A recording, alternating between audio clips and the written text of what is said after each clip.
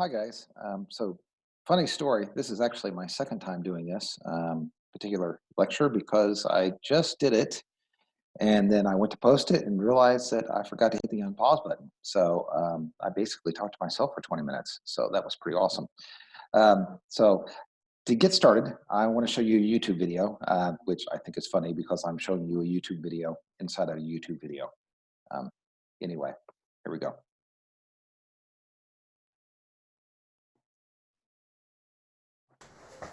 Kind of like We Inception. have here a simple series electrical circuit consisting of a battery, a switch, a wire, and a simple compass placed near the wire.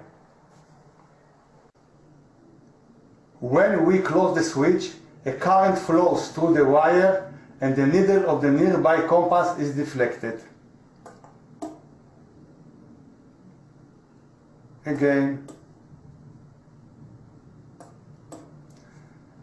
The needle is deflected because instead of being attracted by the magnetic field of the Earth, it is being attracted by the magnetic field created by the current flowing through the wire.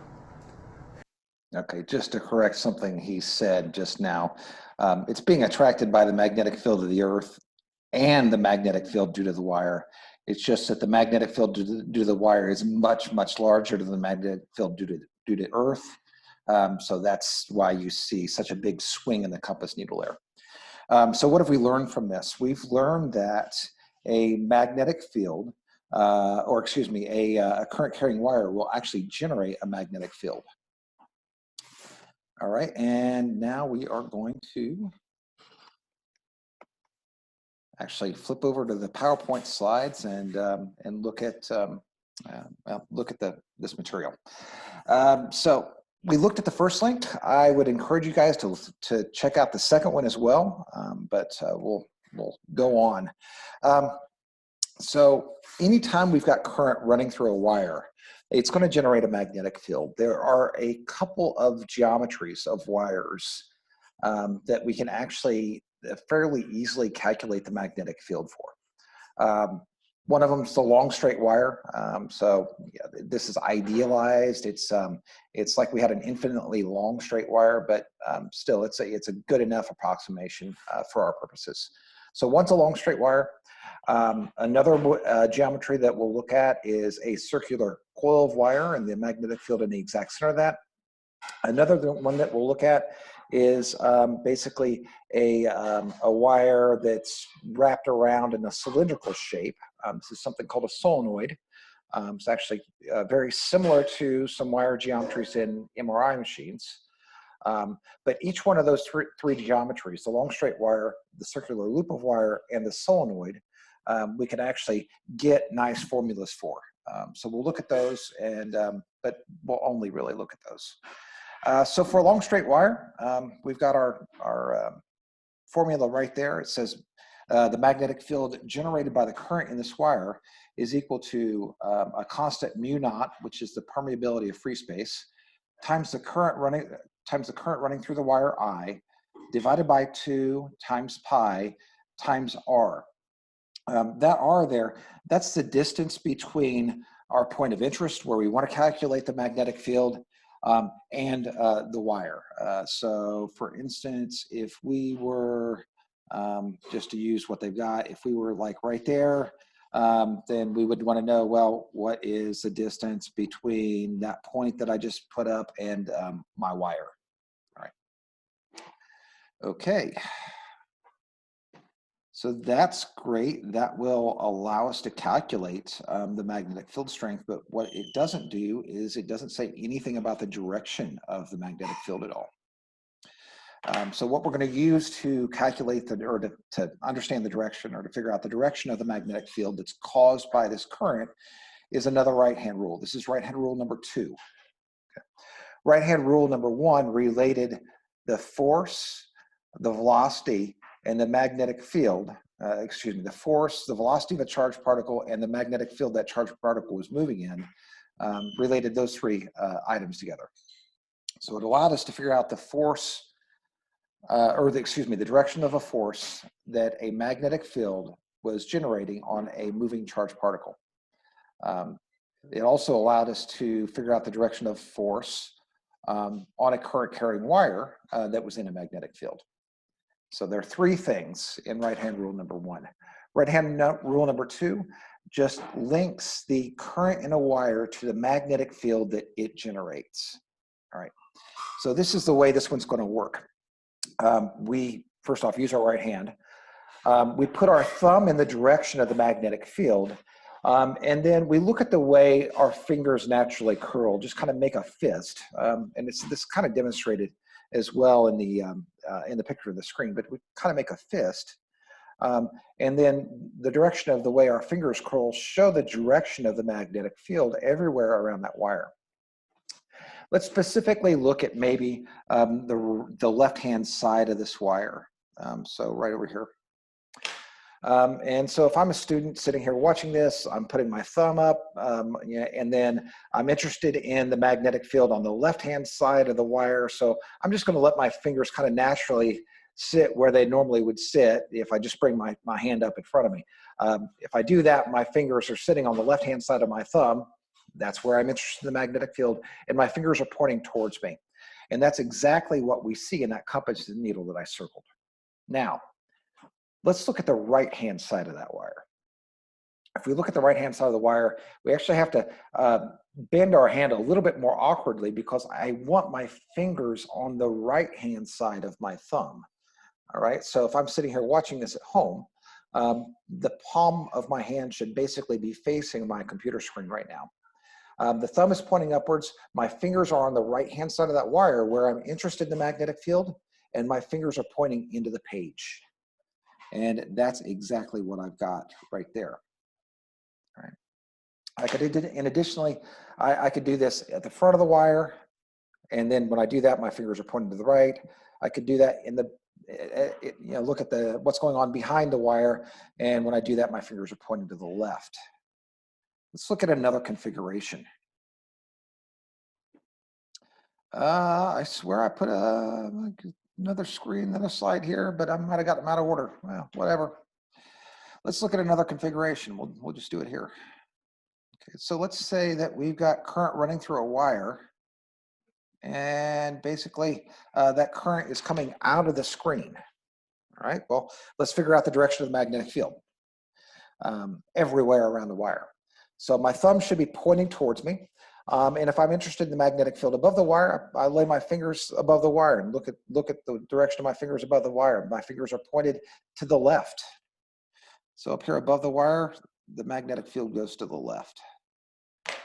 Okay, what about on the left-hand side of the wire? Well, if I want to look at that, then I need to lay my hand down so that my fingers are to the left of my thumb. My fingers are pointing down. So over here, the magnetic field is downwards. What about underneath the wire? Well, underneath the wire, again, I put my fingers down there below the wire where I'm actually interested in the magnetic field. My fingers are pointed to the right. There we go. And then on the right-hand side of the wire, this is the one that's the most awkward. My thumb is pointed towards me. My fingers are to the right of the wire. My fingers are curling upwards. So my magnetic field is upwards there. All right.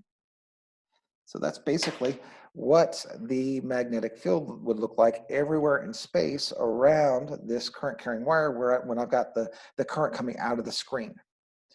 For the current we're going into the screen, I'm sure you guys can imagine that the direction of the magnetic field is just going to be flipped everywhere instead of going around counterclockwise, like what I've got drawn on the screen right now. It would go around clockwise instead.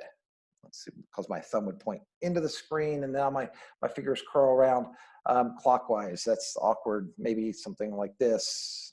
My thumb's pointing away from me and my fingers are curling clockwise. All right. Next slide. Let's see if we can do some calculations here. So we've got two things in this problem. We've got a current carrying wire, and then we've also got a charged particle. And that charged particle is moving in the same direction as the current. It's a distance of 0.05 meters away from the wire. It's moving at some velocity, 280 meters per second. We're asked to figure out the force that the magnetic field that is generated by this current carrying wire exerts on the charged particle. That mixed my words up a little bit. So anyway, because of the fact that this charged particle is near this current carrying wire, it's going to experience a force that's due to the magnetic field that the current generates.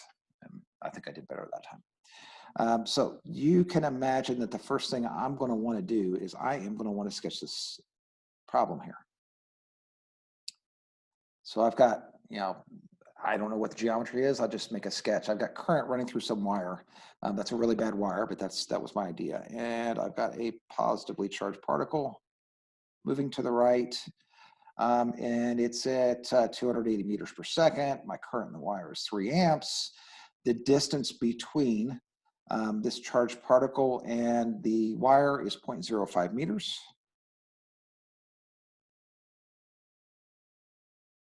So there we go. That's the basic geometry that I have to work with. I'm asked to calculate the force that's acting on that charged particle due to the magnetic field that this wire, the current in the wire is generating. One thing I would want to know is I would want to know the direction of the magnetic field up there above the wire. So let's pull out our right-hand rule number 2 and figure that out.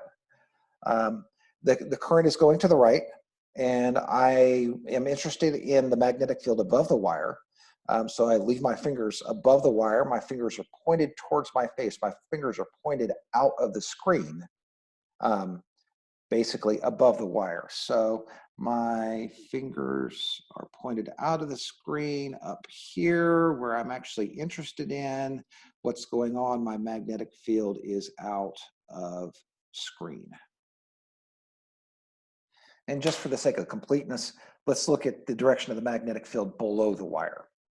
Well, if I'm going to do that, this gets kind of painful, but how do I just, hey, check out the shirt, right? Yeah. Okay. Anyway, let's see, thumb is where? Okay, thumb's going to the right, and let's see, my palm of my hand is basically, maybe I'll stand up. No, it's just not going to work. It's where, okay, there I am in screen.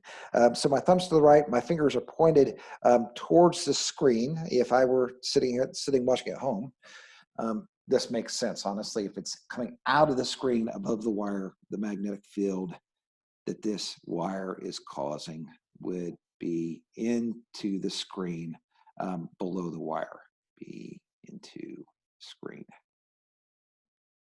All right, so great, there's our geometry. And now it's just a question of kind of applying the formulas. So let me get a little space here. We'll look at,